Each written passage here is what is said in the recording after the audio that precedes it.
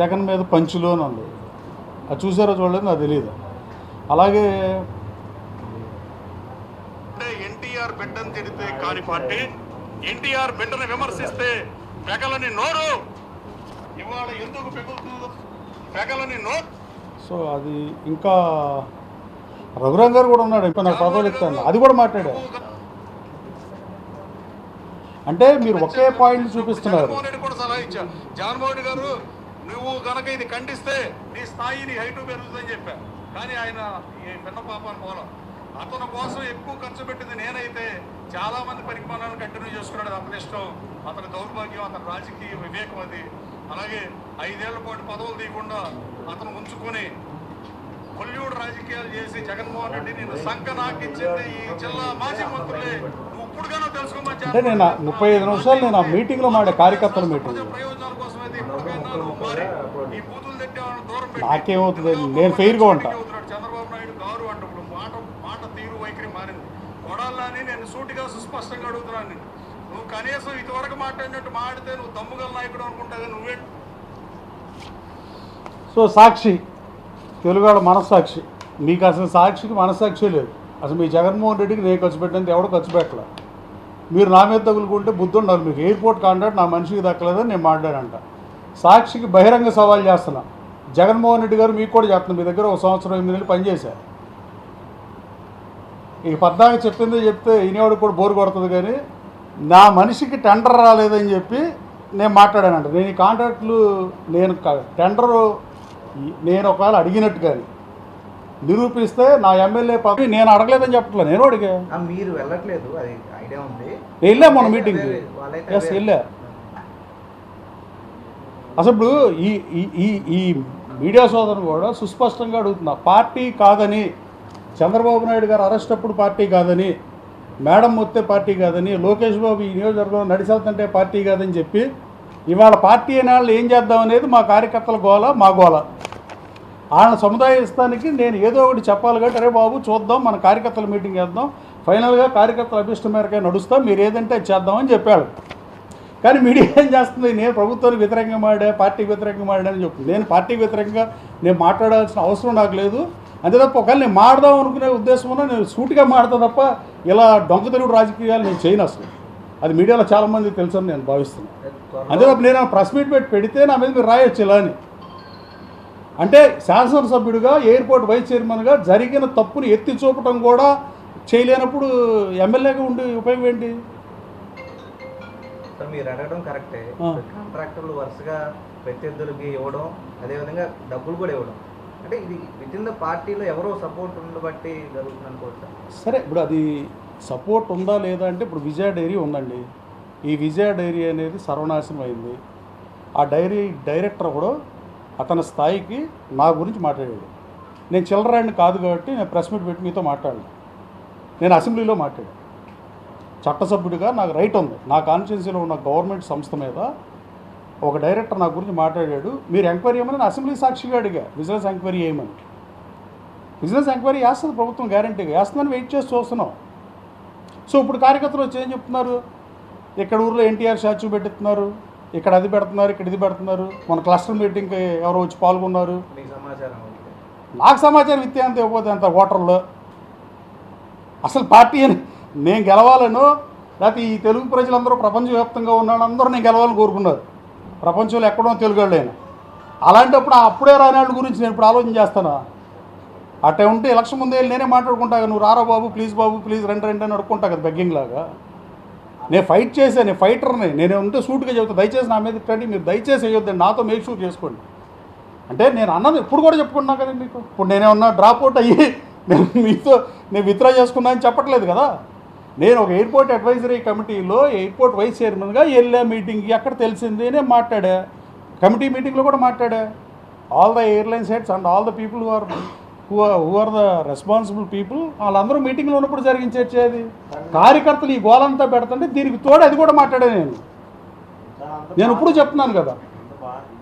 ప్రధానమైన డిమాండ్ మీరు కోరుకునేది ఎంత? ఎయిర్పోర్ట్ గారు ఖండన ఇచ్చారు, ఖండన సరే అంటే నెగిటివ్గా వస్తుంది. అంటే ఎలా కాదు ప్రభుత్వం రివ్యూ చేస్తుంది, వెయిట్ చేయాలి కదా మీరు. అసలు నేను చెప్పింది మొన్న, నేను ఎప్పుడు మాట్లాడింది మొన్న ఎప్పుడు అది మీడియాకి లింక్ ఇప్పుడు వచ్చినట్టుంది లేటుగా. అంతే తప్ప నేను నిజంగా నాకేమన్నా అసంతృప్తి ఉన్నా, నాకేమన్నా ఇబ్బంది ఉన్నా, నేనేమన్నా అనుకున్నా, నేను మన పేరునని నా మీద మాట్లాడాడు, నేను ఏమంటే ప్రెస్ మీట్ పెట్టి మాట్లాడేసే కదా. నా మీద ఎవరైనా మాడితే నేను ఎట్టి పరిస్థితి ప్రెస్ మీట్ పెడతాను, మీరు రాసి పెట్టుకోండి. అసలు నేను మీ ప్రెస్కి దూరంగా వెళ్ళిపోవటాలు అలాంటివి ఉండవు. 100% నేను ఫేస్ చేస్తా ప్రశ్న. అంటే నా బాధ ఏంటంటే నేను ప్రభుత్వానికి వ్యతిరేకంగా మాడానని ఒకే లైన్ పట్టు కొడుతున్నారు అన్ని ఛానల్స్లో, అంటే యూట్యూబర్స్ ముఖ్యంగా. ఈ యూట్యూబర్స్ అందరికీ అసలు విజయ డైరీ ఎందుకు యాడ్లు ఇవ్వాలంటాడు ఒకడు. ఓ డైరెక్టర్ నేను రాజీనామా చేస్తానంటాడు ఇంకో ఆయన. 15 మంది పాలకేంద్ర ప్రెసిడెంట్ సంతకాలు పెడితే ఇచ్చారు. ఇప్పుడు వీళ్ళకి పార్టీలో ఏమాత్రం మద్దతు లేకుండా ఉంటే కుదురుతుందా? అసలు మీరు ఎప్పుడైనా అడిగారా? బీయింగ్ ఏ రెస్పాన్సిబుల్ సిటిజన్స్గా, మీడియా ప్రతినిధులుగా 5 ఏళ్ళు వైసీపీ గవర్నమెంట్లో ఉన్నాళ్లే తెలుగుదేశం గవర్నమెంట్లో ఎలా ఉంటారని మీరు అడిగారు ఎప్పుడన్నా? నేను జర్నలిస్ట్ అయితే డెఫినెట్గా అడిగేవాడిని. ఇప్పుడు విజయ డైరీకి 5 ఏళ్ళు జగన్మోహన్ రెడ్డి, అసలు నువ్వు ఇప్పుడు కూడా చెబుతున్నా నీకు జగన్మోహన్ రెడ్డి, అసలు నీకు ఇప్పుడు కూడా సాక్షిలో నా గురించి రాపెత్తాక నీకు మనసు ఎలా వచ్చిందో నాకైతే తెలియదు. కానీ నువ్వు బతిమలాడితే నీ కోసం వెళ్ళి పోటీ చేస్తే నేను కాంట్రాక్ట్లు ఇచ్చాను. నువ్వు ముఖ్యమంత్రిగా ఉన్నప్పుడు నీ దగ్గర ఏమన్నా నేను కాంట్రాక్ట్లు అడిగానా? మీరు చైర్మన్, ఆప్కాబ్ చైర్మన్ ఇస్తానంది ఆయనే, ఎమ్మెల్సీ గవర్నర్ కోట ఇస్తానంది ఆయన. అయినా నేను ఒప్పుకోవాలి, నాకు అక్కర్లేదని చెప్పాను. నేను రాజీ పడిన చెప్పాను, రాజీగానే పోరాటం చేస్తానని చెప్పాను. డెఫినెట్గా ఇండిపెండెంట్గా పోటీ చేసేవాడిని. ఇప్పుడు చెబుతున్నాం మీ సాక్షిగా, జగన్మోహన్ రెడ్డి గారు 5 ఎమ్మెల్యేలు తీసుకున్నప్పుడు చాలా రోజులు మేనమేషాలు లెక్కబెట్టి రాజీనామా చేపించి మళ్ళీ ఎన్నికలకు వెళ్దామని జగన్మోహన్ రెడ్డి అనుకుంది నిజం. రేపు జగన్మోహన్ రెడ్డి మీరు ప్రెస్ మీట్లు అడగండి. కానీ ఆగిపోయింది కేవలం గన్నవరం గురించే. గన్నవరంలో డేటా రిపోర్ట్ బాగాలేదు, ప్రశాంత్ కిషోర్ ఇచ్చిన సర్వే బాగాలేదని చెప్పి నువ్వు ఓటేయమని అడుగుతావా అని అడిగాడు. పేర్నాని వెళ్ళి ఇండిపెండెంట్గా పోటీ చేస్తాడు వెంకటరావు అని చెప్తే పేర్నాని గారు చెప్పాడని అడిగితే కాలం నిర్ణయిద్దని చెప్పి నేను ముఖ్యమంత్రితో డైరెక్ట్గానే విభేదించాగా. నేను భయపడిపోయే ఆ టైం నేను చేయలేదు కదా. కొడాలని ఇలాగా పదవి ఉన్నప్పుడు ఒక రకంగా, పదవి లేనప్పుడు ఒక రకంగా. నాకు పదవి లేనప్పుడు ఆ రోజు ముఖ్యమంత్రితో విభేదించినప్పుడు నేను ఇలాగే మాట్లాడా. దయచేసి మంచి చేద్దామని రాజకీయాల్లోకి వచ్చిన వాళ్ళు మీరు కూడా స్వాగతించాలి. మంచికి విలువ లేదనుకున్నప్పుడు, నీతికి విలువ లేనప్పుడు, అవినీతే కరెక్ట్ అనిపించినప్పుడు అందరూ అదే పాటు పట్టే పరిస్థితి కూడా ఉంటుంది. జగన్మోహన్ రెడ్డి సమాధానం చెప్పమనండి. జగన్మోహన్ రెడ్డి మంత్రులు డబ్బులు తీసుకుని ఉంచారా ఈ పదవి విజయ డైరీది? ఆ రోజున జిల్లా మంత్రులు డబ్బులు తీసుకునే ఉంచారా? ఇంకేమైనా ఉన్నట్టు అంటారు పోనీ? ఆఫ్టర్ ఆల్ ఒక డైరెక్టర్ నా మీద మాడితే నేను ప్రెస్ మీట్ కూడా పెట్టలా. ఆఫ్టర్ ఆల్ అనకూడదు కానీ అంతే, నిజం అంతే కదా. ఒక ఆర్గనైజేషన్లో ఒక డైరెక్టర్ లోకల్ ఎమ్మెల్యేని నా కాన్స్టిట్యున్సీలో ఫ్యాక్టరీ ఉంటే వాగుతాడా? నేను అసెంబ్లీలో మాట్లాడేది ఆన్ రికార్డ్, స్పీకర్కి నేను సాక్ష్యాలు ఇచ్చా విజయ డైరీలో అవినీతి జరిగిందని. అసలు విజయ డైరీ ఎవరో ఇట్లా ఆ రోజు పార్టీ కానాళ్ళు ఇవాళ పార్టీ ఎలా అవుతారు? పార్టీనా కాదా, అవునా కాదా అనేది మాట్లాడుతుంటే ఇదొకటి వదిలిపెట్టేసి కేఎంవి అంటే కేఎం మీద అన్నా, నేను అనలేదని మీ దగ్గర నేను డ్రాప్ అవుట్ అవ్వట్లేదు. Yes, I stick to my word. నాకు 80% ఇంత అయితే 20% ఇంత ఎక్కువ అవుతుందని అడిగితే ఏదో నేరంలాగా నేను ఏదో తప్పు చేసినట్టుగా మీరు రాత్తంటే అంటే సభ్య సమాజాన్ని ఎటు తీసుకెళ్దాం అనుకుంటుంది మీడియా సోదరులారా. మిమ్మల్ని కూడా అడుగుతున్నాను. నేను క్వశ్చన్ చేస్తే అదే ఆ క్వశ్చన్ చేయడం తప్పనే మీ భావన పోని మీరు అయితే చెప్పండి. సార్, అంటే గతంలో ఒక ఎయిర్పోర్ట్ డెవలప్మెంట్ బోర్డు మెంబర్లు అయితే ఎవరో ఉన్నారో మీకు తెలియకుండా కొందరు మెంబర్లు వేయడం, దాని మీద మీరు మాట్లాడడం జరిగింది. ఇప్పుడు నాకు తెలియకుండా ఇలా మెంబర్లు ఆ రోజున జిల్లా ఎమ్మెల్యేలందరూ గేట్వేలో సమావేశమైన మాట నిజం, అది మీడియాకు కూడా తెలిసిందే నిజం. కానీ ఆ రోజున నామినేటెడ్ అయిన డైరెక్టర్ నా నియోజకవర్గానికి సంబంధించిన వాళ్ళు కాదు. పెనమలూరు, నూజివీడు అట్టా వేరే కాన్స్టిట్యున్సీ. మా కాన్స్టిట్యున్సీలో 3 బాలవర్ధన్ గారు ఒక ఆయన, పాలడుగు నాని అని ఒక ఆయన, ఇంకొక అతనే. నా కాన్స్టిట్యున్సీలో డైరెక్టర్ ఎవరన్నప్పుడు నా పరిధిలో ఉంటుంది. కానీ శాసనసభ్యుడిగా మిగతా అన్ని నియోజకవర్గాలు నా పరిధిలో ఎక్కడ ఉంటాయి? ఏ ఎమ్మెల్యే గారి దాంట్లో మనం దూరంగా నేను ఎవరి కాన్స్టిట్యున్సీలో ఏర్పెట్టను. గతంలో నాకు సమాచారం లేకుండా వేసేసారు అని చెప్పేసి అన్నారు. ఇప్పుడేమో ఈ కాంట్రాక్ట్ అంటే మీ నియోజకవర్గంలో స్థానికంగా ఉన్న ఒక ఎయిర్పోర్ట్ సంబంధించి మీకు సమాచారం ఇవ్వట్లేదు అంటే ఆల్రెడీ మీరు ఆ బోర్డులో కూడా వైస్ చైర్మన్ ఏదో ఉన్నట్టుంది, పదవి కూడా ఉన్నట్టు. అది బై డిఫాల్ట్ ఎవడ ఎమ్మెల్యే ఉంటే ఆడే వైస్ చైర్మన్ ఏ ఎయిర్పోర్ట్కి. సమాచారం ఇవ్వాలి కదా. నేను అడిగే మీటింగ్ మినిట్స్ అని ఎందుకు పంపలేదని అడిగి అక్కడ క్వశ్చన్ చేశాను. కానీ అక్కడ మీడియా లేదు. ఆ లోపల మీటింగ్ జరిగిన దగ్గర హాల్లో మీడియా లేదు. అక్కడ తర్వాత వాళ్ళు కవర్ చేసుకున్నారు. సో ఇన్ని ఆరోపణలు ఉన్నాయి. ఈ ఎన్ని కట్టలు మీడియాలకు ఎన్ని యాడ్లు ఇచ్చారు, యూట్యూబ్లకి ఎన్ని యాడ్లు ఇచ్చారు. ఏమయ్యా చంద్రకాంత్, నీ ఉద్యోగం ట్రాన్స్ఫర్ చేస్తే నువ్వు మానేసావా? నువ్వు పదే పదే వచ్చి మీరందరూ నన్ను అడుగుతున్నారా? అదే సార్, ఈయన చైర్మన్ గారు సపోర్ట్ లేకపోతే సంఘం దగ్గర నరేంద్ర 500 లోన్ వేసారు గడిపించి. ఈయన హ్యాపీగా చూసుకుంటారు. అదే గవర్నమెంట్ లాస్ట్ 5 years. అది జగన్మోహన్ రెడ్డి ఆలోచించుకోవాలి. నేను ముఖ్యమంత్రి గారితో మాట్లాడు, డెఫినెట్గా మాట్లాడేది. లోకేష్ బాబుతో మాట్లాడతా, ముఖ్యమంత్రి గారితో కూడా మాట్లాడతాను. నేను ఇంకా మాట్లాడలా. నేను మొన్న పార్టీ మీటింగ్లో, మా కార్యకర్తల మీటింగ్లో నేను చెప్పిన అభిప్రాయాల్లో 2 బిట్లు మీరు పదే పదే వేస్తున్నారు. నేను ఇప్పుడు కూడా మీకు కన్ఫర్మ్ చేశాక ఎస్ అనే చెబుతున్నాక మీకు. నేను నో చెప్తే పోనీ ఇతను జారిపోయాడు మీరు టైటిల్స్ పెట్టుకుంటా ఉంటుంది డేటా. ఇప్పుడు ప్రోటోకాల్ విషయంలో కూడా రాజీ పడని చెప్పారు. ఎస్, మీకు తెలియకుండా శంకుస్థాపన జరుగుతున్నాయి. 100%. విజయ డైరీని ఎవరు ఓపెన్ చేశారు? లోకల్ ఎమ్మెల్యేగా నన్ను ఇన్వైట్ చేశారా? విజయ డైరీ ప్రైవేట్ సంస్థ? Is it like a private limited company, like your company or your company లాగా? చాలాసార్లు దానికి పదే పదే ఎవరో ఒకళ్ళు గెస్టులను పిలవటం. మొన్న పిహెచ్సి సెంటర్ ఓపెన్ చేశారు, నాకు తెలియకుండా. బాధేస్తుంది కదా నాకు. బాధపడితే బాధపడ్డానని చెప్పకుండా నటిస్తున్నా, నాకు చేత కదా. నేను అమెరికాలో ఉన్నప్పుడు శాసనసభ్యుడని నేను లేకుండా చేశారనేది బాధ నాకు. వెంకయ్యనాయుడు గారు అంటే రెస్పెక్ట్, డెఫినెట్గా ఈజ్ అ జెంటిల్మెన్. వైస్ ప్రెసిడెంట్గా చేశారు ఈ రాష్ట్రం నుంచి. కానీ ఆయన నేను ఉన్నప్పుడు చేస్తే బాగుండేది కదా. అంతకుముందు ఓపెనింగ్ ఆయన కోసమే మానేసాం. అంతా రెడీ చేసిన తర్వాత ఆయనతో ఓపెన్ చేపిద్దామంటే ఎస్ ఆయనతో చేపిద్దామని నేను ఆగిపోయా. హోమ్ మినిస్టర్, నేను పోలీస్ స్టేషన్ మాత్రమే ఓపెన్ చేశాను. తర్వాత నేను అమెరికా ఉన్నప్పుడు ఓపెన్ చేశారు. అది కార్యకర్తలు అంటే నేను బాధపడి చెప్పా, ఏముంటుంది దాంట్లో. అంటే కార్యకర్తలతో కూడా నటించి రాజకీయం చేయడం మన జాతి కాదు. అసలు అంత అవసరం, అగత్యం కూడా నాకు లేదు. ఇప్పుడు ఏ విషయాలు సీఎం గారికి లోకేష్ గారికి అసలు ఎయిర్పోర్ట్ సంబంధించి ఏ విషయాన్ని చదువుకుంటున్నారు? విజయ డైరీ సంబంధించి ఆల్రెడీ అసెంబ్లీ ఫ్లోర్లోనే విజిలెన్స్ ఎంక్వైరీ అన్నారు. ఈరోజు అసెంబ్లీకి నేను ఇచ్చిన సాక్ష్యాధారాలకు తోడు ఈ విజయ బ్యాంక్ ఎండి, అదే ఏపీ డైరీ ఎండి ఎవరు ఉంటారండి, నాకైతే తెలియదు ఆయన ఎవరో. ఆయనకి ఇవ్వమని నాకు రాశారు లెటరు.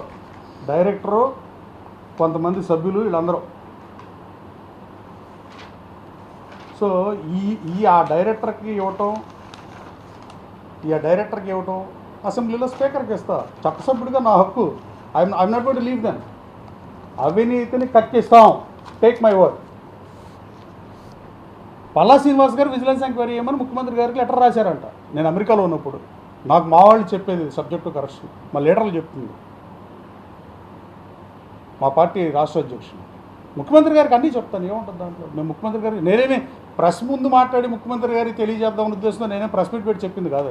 నేను పిఏసిఎస్ భవనం ఓపెనింగ్ మీటింగ్లో నేను మాట్లాడిన స్పీచ్లో మీరు కట్ చేసేసారు, దానికి వివరణ ఇద్దామని ఈ ప్రెస్ మీట్ కాల్ఫర్ చేసి. ఎయిర్పోర్ట్ సంబంధించి ఏ ఇష్యూస్ చదువుతున్నారు? విజయ డైరీ గురించి ఏ ఇష్యూస్ చదువుతున్నారు? విజయ డైరీ అనేది తెలుగుదేశం పార్టీ కార్యకర్తల ఘోష, తెలుగుదేశం పార్టీ కార్యకర్తల ఆత్మఘోష, తెలుగుదేశం పార్టీ కార్యకర్తల అభీష్టం అంటాం కూడా తప్పు.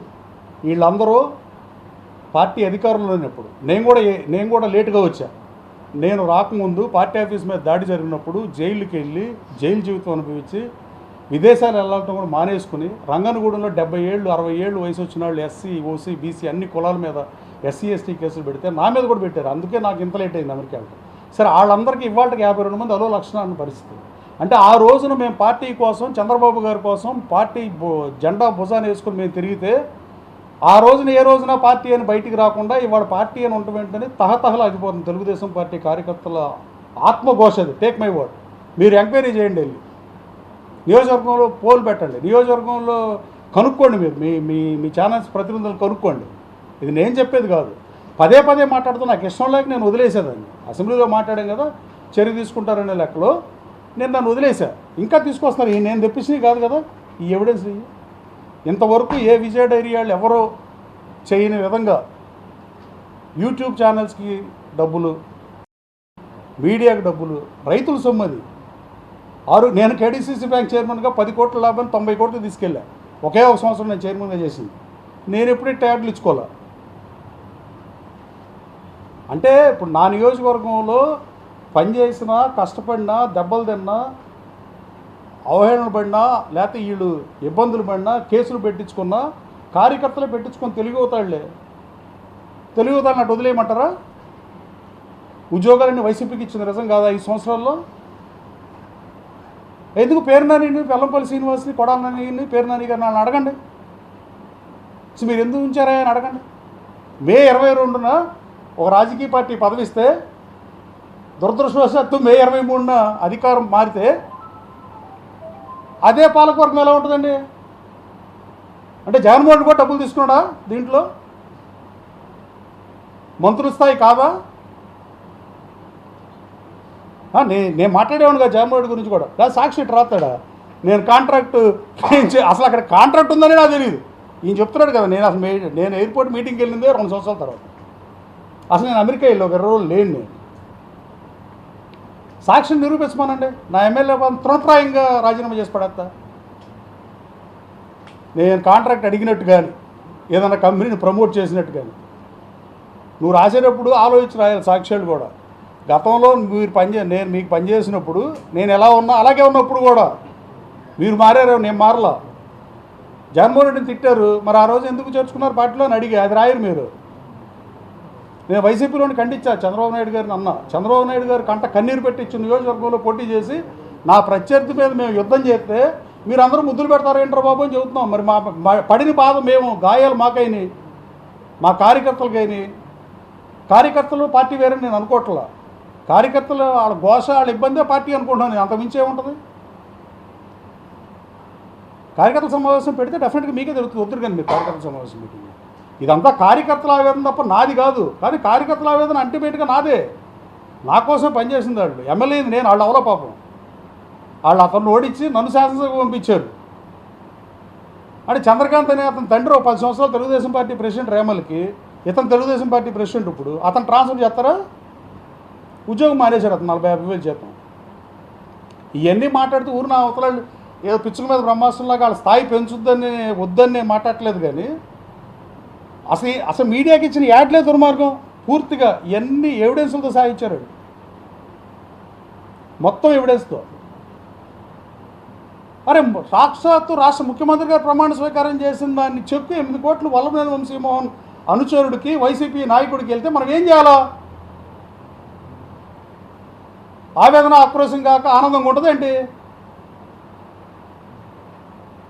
ఉంటుందా అండి? చెప్పండి. మీరే ఎమ్మెల్యే అయితే నా ప్లేస్ ఉంటే మీరేం చేస్తారు?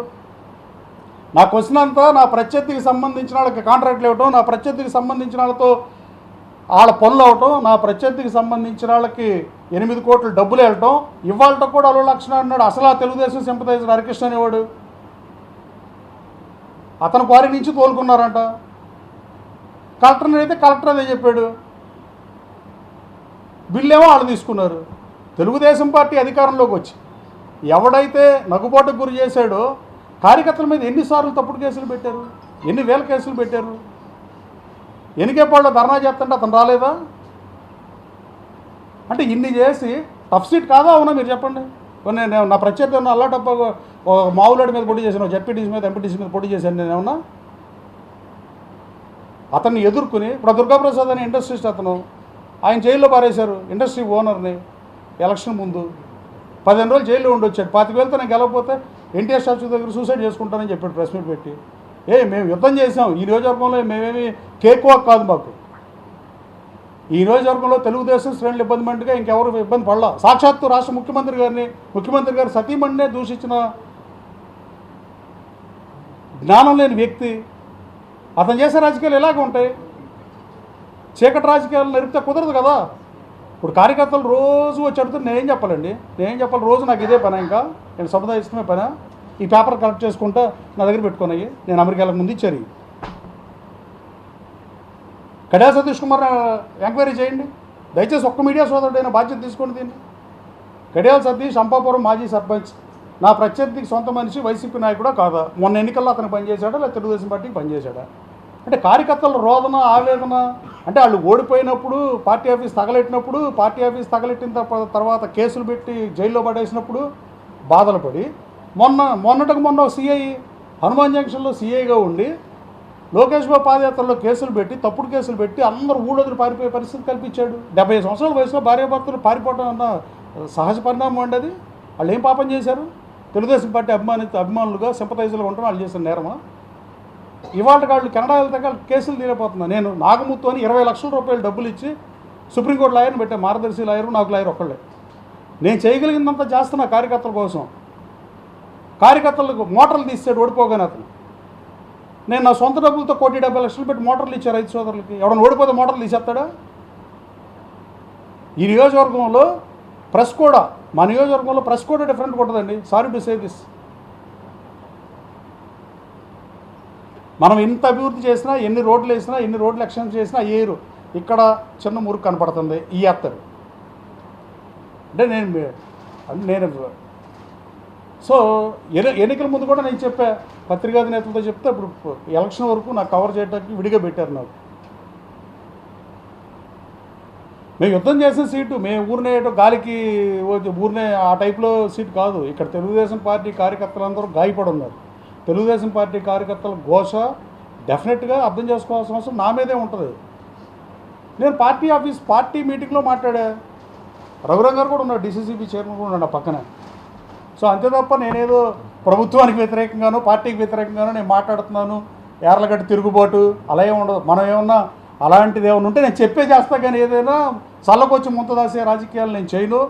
నేను సుస్పష్టంగా క్లియర్గా రాజకీయాలు చేస్తా. నేను చెప్పిందే చేస్తా, చేసేదే చెప్తా. అంతే తప్ప ఇండైరెక్ట్గా అలాంటి వ్యవహారాలు నేను చేయను. డెఫినెట్గా నాకు తప్పు అనిపించింది, నేను అది మాట్లాడా. అది కార్యకర్తల మీటింగ్లో మాట్లాడితే నేను ఏదో ప్రెస్ మీట్ పెట్టో లేదా కావాల్సిన ఆ పార్టీ అనుకూల మీడియానో వ్యతిరేక మీడియానో ఏమైనా పిలిపించుకుని నేనేమన్నా లీక్ ఇచ్చినట్టు నేను ఏదో మాట్లాడినట్టు చేయటం నాకు చాలా బాధించింది. బట్ నేను I'm committed to each and every statement what ever I had given. 3 రోజుల క్రితం బుద్ధవరం గ్రామంలో మా పార్టీ సమావేశంలో పిఎస్సిఎస్ భవన ప్రారంభోత్సవంలో నేను చేసిన ప్రతి వ్యాఖ్యకి నేను కట్టుబడి ఉన్నా.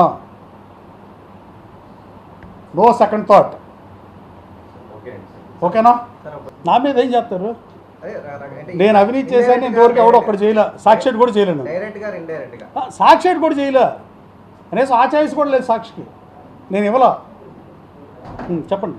డైరెక్ట్గా ఇండైరెక్ట్గా చేస్తున్నా అంటే ఇన్ని చాలా కాలం నుంచి చేస్తున్నా, ఇది అధిష్టానం దృష్టిలో పెట్టి దాన్ని కంట్రోల్ చేయడానికి ప్రయత్నం జరుగుతుంది. అంటే అధిష్టానానికి ఒక్కసారి చెప్పా, తర్వాత నేను అసెంబ్లీలో మాట్లాడా కదా, ఆన్ రికార్డ్ మాట్లాడా. స్పీకర్ని హౌస్ కమిటీ ఏమన్నా, డీసీసీబీ హౌస్ కమిటీ ఏమంటే అచ్చెన్నాయుడు గారు వేస్తానని ఒక 6 నెలలు కాలయాపన జరిగింది. మళ్ళీ నెక్స్ట్ సెషన్లో మళ్ళీ గట్టిగా మాట వేయాల్సిందే అని గొడవ పెట్టుకుంటే హౌస్ కమిటీ వేశారు. ఇప్పుడు నడుస్తుంది హౌస్ కమిటీ. ఈ జిల్లాలో మీకు ఆశ్చర్యకరమైన విషయం చెబుతా, 37 కోట్ల రూపాయలు డీసీసీబీలో స్కామ్ జరిగిన ఒక జనరల్ మేనేజర్కి కాగిత రామకృష్ణ నేమ్ సబ్జెక్టు కరెక్షన్, అతను బ్యాంక్కి డబ్బులు బాకీ అయ్యి బ్యాంక్ నుంచి సస్పెండ్ అయిన ఆఫీసర్కి టీఏడిఏలు ఇచ్చారు. అలాంటప్పుడు బాధ అనిపిస్తుంది. ఇప్పుడు అన్నీ చంద్రబాబు నాయుడు గారి నోటీసులో, లోకేష్ బాబు నోటీసులో ఉండవు కదా ప్రతి చిన్న అంశము. అలాంటి బాధ అనిపిస్తుంది. నేను ఆ బ్యాంక్ చైర్మన్గా పనిచేసే ఆ బ్యాంక్ నేను 43% వృద్ధి రేటు ఇండియాలో ఏ బ్యాంక్ చైర్మన్ ఏ జిల్లా వాడు 115 ఏళ్ళ బ్యాంక్ చరిత్రలో చేయలేదు. నేను చేశాను. నేను ఎప్పుడే టైటిల్ ఇచ్చుకోలే. అంటే ప్రతిదీ ముఖ్యమంత్రి గారు తెలుసా అంటే అది హాస్యాస్పదం. మనం అనుకుంటాం కూడా అవివేకం కూడా మనది. జగన్మోహన్ రెడ్డి వివేకం అంతవరకు అనుకో సరిపెట్టుకుంటారు. ఇప్పుడు సాక్షాత్ రాశాడంటే అదేకే కదా. మీరు మట్టి 8 కోట్లు అన్నారు కదా, అది ఎవరైతే ల్యాండ్ ఉందో మీకు తెలిసిందే. నాకు అప్పుడు తెలియదండి యాక్చువల్గా. ద్వారా వెళ్ళి డబ్బులు డ్రా చేసుకున్న పరిస్థితి అంటే వాళ్ళ పనులు అవుతున్నాయి అనేది కాదు. ఇక్కడే ఉన్నాడా లేడు మరి ఆ క్వారీ ఆయన ఉన్నాడా? పిలువు హరికృష్ణ. తెలుగుదేశం పార్టీ క్వారీలోంచి కలెక్టర్ గారు తీసుకున్నాడంట మట్టి. బిల్డింగ్ ఆయనకి రాలా? చెప్పండి వచ్చి. చంద్రకాంత్ రావయ్య నువ్వురా, ఆ డైరెక్టర్ ఉన్నాడా? ఈ సంతకాలు పెట్టి నాకు అమెరికాలకు ముందు ఇచ్చినాడు. ఉన్నారా లేరా? రమ్మనండి, వాళ్ళు కూడా మాడతారు. అయిపోద్ది ఎందుకు గోల పద్దాక. ఇది వన్స్వరా ఫుల్ స్టాప్ ఉండాలి. నేను కంటిన్యూషన్ పెట్టను. మీతో పోయినసారి పేరు నాని గారు నేను అమెరికా వెళ్తున్నా, నాని గారు మళ్ళీ మాడితే కనుక నేను వచ్చినాక మాడదామండి అని చెప్పేళ్ళి మీకు. అసలు నేను ఎస్కేప్ అయ్యే పాలిటిక్స్ నేను చేయను, నో డౌట్. సాక్షికి మరోసారి ఛాలెంజ్ చేస్తున్నా. జగన్మోహన్ రెడ్డి గారు నీకు సుస్పష్టంగా చెప్తున్నా, నీ పేపర్ కూడా నేను చాలా యాడ్లు ఇచ్చి ఇప్పుడు యాడ్ల గురించి మాడాం కాదు. కానీ నేను కనుక ఎయిర్పోర్ట్ కాంట్రాక్టు ఒక కంపెనీకి కానీ నా మనిషికి కానీ ఇంకోటికి కానీ ఇవ్వమని నేను అడిగినట్టు నువ్వు నిరూపిస్తే నేను శాసనసభ సభ్యత్వాన్ని వదిలేస్తాను. వచ్చినాయా మీకు డబ్బులు? మీ క్వారీలు ఇచ్చిన ముఖ్యమంత్రి గారు ప్రమాణ స్వీకారానికి ఇతను తెలుగుదేశం పార్టీ సానుభూతి పరుడు. క్లస్టర్ ఏ క్లస్టర్ ఇన్ఛార్జ్ మీరు?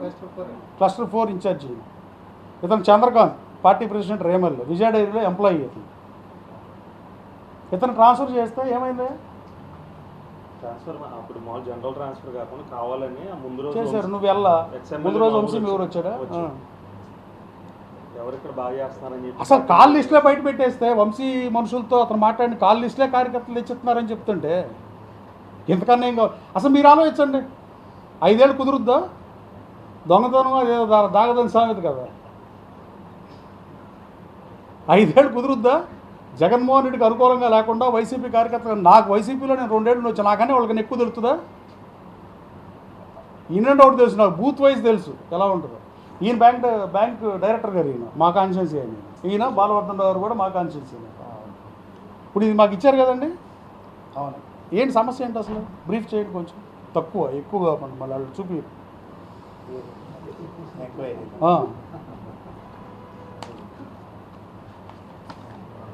దీంట్లో కొన్ని మాకు అనుమానాలు చూపించండి.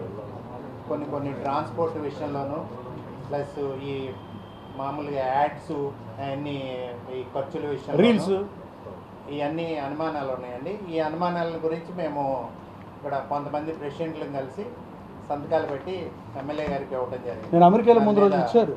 దాని మీద ఎంక్వైరీ అయిందని చెప్పి ఇవ్వటం జరిగింది. అది ఎంక్వైరీ చేసి నిజాలను బయటపెట్టమని చెప్పి అడిగాము. ఓకేనండి. Any more questions?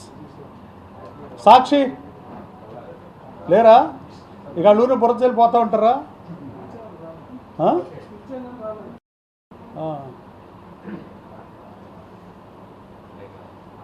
రైట్ అండి, థ్యాంక్ యూ సో మచ్. అంటే నేను ఈ ప్రెస్ మీట్ పెడతాక ఒకే ఒక్క కారణం, నేను ప్రెస్ మీట్ పెట్టి నేనేదో పార్టీ మీదో ప్రభుత్వం మీద నేను అలిగినట్టుగానో అసంతృప్తిగా ఉన్నట్టునో వచ్చే వార్తలు సత్యదూరం అని చెప్పడానికి తెలిసా. అలాంటిది ఏమంటే నేనే మిమ్మల్ని పిలిచి చెప్తా. నేను ఎక్కడో పార్టీ మీటింగ్లో మాట్లాడింది మొత్తం వేసి ఉంటే బాగుండేదండి. దయచేసి ఆ 30 నిమిషాలది కావాలంటే ఇప్పుడే నెత్తాం, మొత్తం వేస్తే వేయండి. అంటే దాంట్లో చాలా ఉన్నాయి. ఇప్పుడు ప్రోటోకాల్ ఉంది, అడిగారు, చెప్పా. నాకేముంటుంది, మొహమాట పడాల్సిన అవసరం ఉంటుంది. నేను తప్పు చేస్తున్నానా? ప్రజాస్వామ్యంలో ప్రాథమిక హక్కులు మీకు ఎలా ఉంటాయి, నాకు హక్కులు ఉండవు శాసనసభ్యుడిగా. అంటే నా ఒకే ఒక పంచాయతీ నా ప్రత్యర్థితోనే, నా ప్రత్యర్థికి అనుకూలంగా ఉంటే మేము తట్టుకోలేము. అది పార్టీ జిల్లాలో ఏదన్నా మన పార్టీ మా పార్టీకి సంబంధించిన నాయకుడైనా we're not able to accept. ఎందుకంటే ఇక్కడ పడిన యుద్ధ వాతావరణం కానీ, ఇక్కడ పడిన కష్టం కానీ, ఇక్కడ పడిన శ్రమ కానీ మిగతా నియోజకవర్గాలు ఇంత శ్రమ ఉండదు. ఏ గేమ్ అయినా ప్రత్యర్థిని బట్టే ఉంటుంది. ఇండియా జంపమ్మ మీద ఆడింది ఒకటి, పాకిస్తాన్ మీద ఆడింది ఒకటి కాదు కదా. సో దయచేసి అర్థం చేసుకోండి.